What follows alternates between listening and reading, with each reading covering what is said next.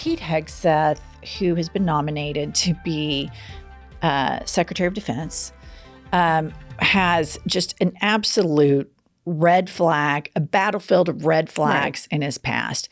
His mom had to go on a tour for him to say that he was a great guy after the New York Times revealed that she wrote him a letter spelling out how problematic his treatment of women is. But furthermore, one thing that's really alarming is it appears that he has a drinking problem. And millions of Americans have a drinking problem. And it would be one thing if he said, oh, I've been sober for 15 years. I've been in the program. But that's not the case. There are multiple podcasts, him talking about drinking. At one point, he talks about he was drinking at 10 a.m. and he had all of alcoholic style drinking abuse issues. The problem with this is if you get the new codes and you're the leader of the Department of Defense of the United States of America and you get all liquored up, you're not going to be making sound decisions. Now, I have a lot of empathy for people with addiction. My husband is in recovery, and I believe that when people are in recovery, you have some of the greatest people imaginable, but that's not the case for Pete.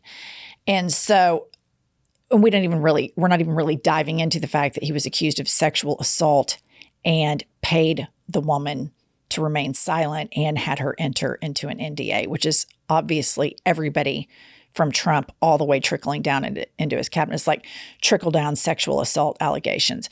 But here is the senator from our state, whom we call Senator Booster Box because he's little and he has to stand on a booster box when he's at the podium. And he always acts like this big tough guy that takes pictures with his family with guns and assault rifles. Y'all get the gist. Here is Mark Wayne Mullen. What I'm saying is when you're talking about drinking at 10 in the morning, that's a drinking problem. Now, it doesn't mean that there should be a stigma. Then there's a lot of politicians that have a drinking problem, Jake.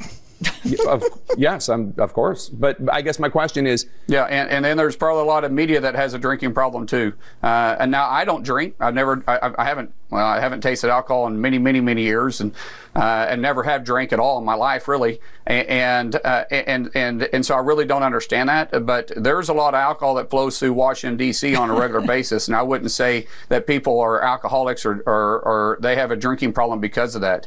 I don't see it at all. I don't see that being a problem, and I really wish that the media would move on and start focusing on what he can bring to the Secretary as Secretary of Defense. Johnny Depp has a drinking problem. Right. We can do this all day. I mean, Betty Ford, she had a drinking problem. Right. Ben Affleck. This is just insane. It's insane. Mark Wayne Mullen is the same guy that totally eviscerated Matt Gaetz. Yep. Eviscerated him, said he liked to crush ED medication so he could go all night with these underage girls, yak, blah, blah. He is a Trump apologist. He is an enabler. And here's what pisses me off the most about politicians like Mark Wayne Mullen. Big Jesus guy. Big Jesus guy. All chips in, big time, big Jesus guy. And then you have a guy who is a total flea bag, a complete parasite, this Pete Hegseth, who sexually assaults women, pays them off, has a bunch of kids, all sorts of affairs, all this crap. Mom even called him out for what a piece of shit he is. Clearly has a drinking problem. And you got this big Jesus guy parading around acting like, can we talk about all the great things he can do? No, we can't, Senator Mullins, because to date, I don't even think he was that great of a guest appearance journalist on Weekend Fox News. Show me something great he's done. He's been a great philanderer. Right. He's been a great adulterer. He's been a great drinker. I don't know that qualifies him to be Secretary of Defense. It is insulting to the American public. And this is what people hate. This on both sides, when people run out and do this spin shit. I wish to God somebody would say, this guy's clearly a womanizer, sexually assaults women, and clearly has a massive drinking problem. He's completely disqualified. Next. Absolutely. Why is that so hard? We're talking about the largest military in the world, making decisions in our country and all other countries, how it affects all of these people. And he's boozing it up before he goes on Fox News Weekend, admits he's boozing it up at 10 a.m. And Mark Wayne Mullen, he's at church at Sunday at 10 a.m. So that's why he's not drinking. But yet he cannot call out the hypocrisy and the danger. Why? Because he's a beta male that wants favor with Trump. And I would argue that somebody that is wasted at 10 a.m., you don't even have to get into the sexual assault and all of the other things that he's done. The fact that he has no experience, the fact that he's inappropriately run 2 different veterans charities, the fact that he's gotten wasted at strip bars and gotten on the stage, the fact that he's drunk screaming, kill the Muslims, the fact that he's got white supremacy tattoos. We don't even have to talk about that, because if you're drunk at 10 a.m., you should not be in charge of the Army. And here's the thing. Mark Wayne Mullins surely knows that. I dare say he knows the difference between a qualified leader and an unqualified leader. But he doesn't care about the constituents in Oklahoma, and he doesn't care about the American people. He cares about one person, and that's Donald Trump and his approval. And it's disgusting, and it's gross, and it's a huge disservice to all of us. I think it goes even further. I think he also cares about himself, because he knows that if he were to betray the dear leader, because it happened with the Matt Gaetz stuff. I saw on Twitter all of the MAGA base. Oklahoma, let's vote against this guy. He's up for re-election. They all mobilize. And so a lot of these Republicans right now are checkmated by this rabid, deplorable garbage. What all the Democrats have called all of them, every bit of it is true. And they all go psychotic on Twitter. We're going to primary him. We're going to blah, blah, blah, blah, blah. And so he's scared of his base, and he cares about himself and retaining power. And then he also wants to curry favor with Donald Trump. But there's no question. Everybody knows this except for Donald Trump's base. Everybody on the planet knows this. Behind the scenes, everybody thinks he's a nut, Donald Trump. Everybody knows he's full of shit.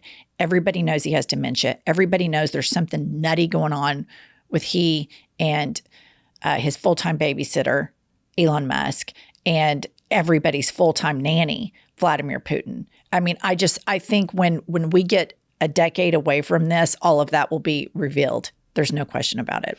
I agree. I was reading some stuff over the weekend. Now that the Syrian government has fallen, what will they uncover in his government about different people in Donald Trump's administration? Tulsi Gabbard, I'm sure, is on a payroll. See, that's what I'm anxious to hear. Yeah. So it's just interesting to me.